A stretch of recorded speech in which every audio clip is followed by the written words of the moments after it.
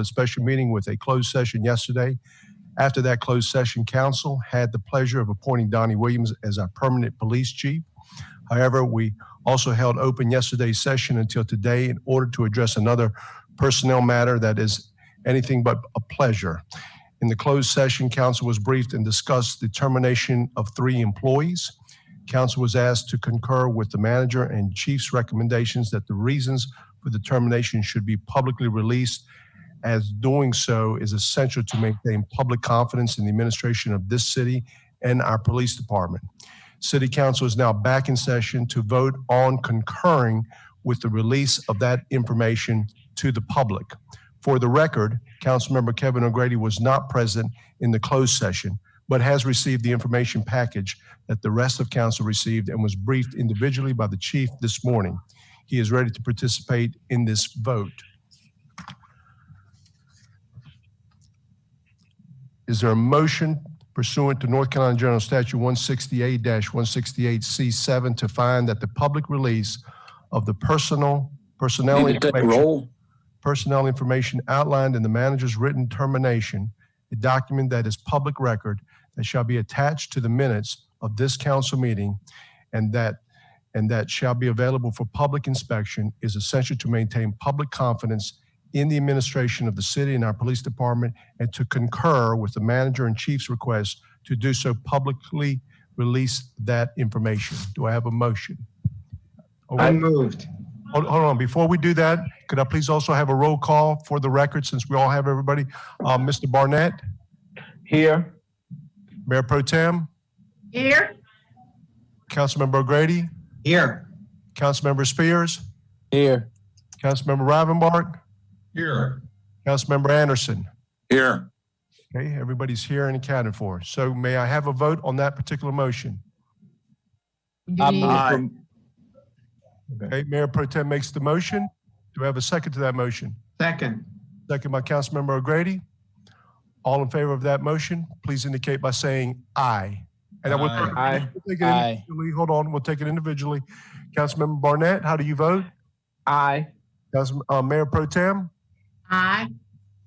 Councilmember O'Grady? Aye.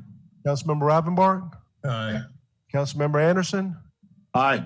Councilmember Spears? Aye. And the mayor's aye. Okay. So now we'll read a post-vote statement. A press conference will be held at 3 p.m. today at the Wilmington Police Department headquarters. At that time, the following information will be released publicly and will soon thereafter be available on the city's website. Number 1, all of the public information routinely allowed to be released under North Carolina General Statute Section 168-168B, including termination letters for 3 Wilmington police officers. 2, all of the facts and information contained in the investigative report summary of Lieutenant J. Bauman from the Internal Affairs investigation into a matter involving those officers. 3, the written comments that were made a part of the Internal Affairs investigative file from Chief Donnie Williams regarding the results of the investigation, including his directives for corrective action.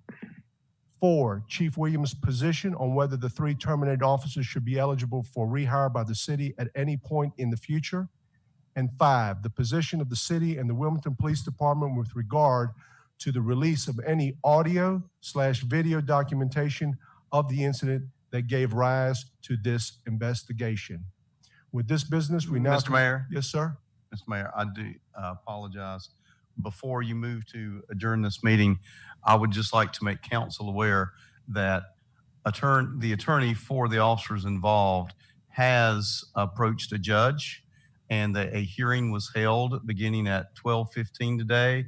The judge has taken the matter of a potential temporary restraining order to put a hold on this release. A judge has taken that under advisement. She has promised that we will have her ruling back by 3 p.m. She understands the timetable here.